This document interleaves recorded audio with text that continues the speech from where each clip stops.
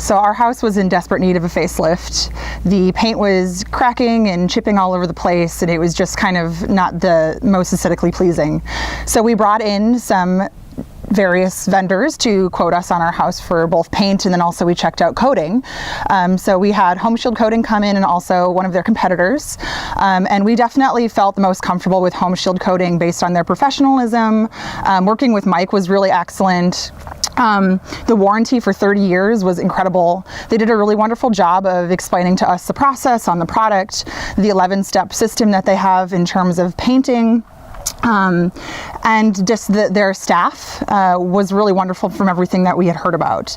So we went ahead with Home Shield Coating, and we don't regret anything. From the time that they set foot on the property to do the quote, all the way through to cleanup, they were extremely professional, very quick. They were actually really wonderful in helping us meet a timeline that we had for a party that we were hosting at our house. So we really appreciated that. They also identified that we needed new gutters for our home. So they came in and they brought their truck, and they just spit out the gutters right here in our driveway, which was really, really cool to see. We're out here working in Heartland, Wisconsin. You can see the house already bonded.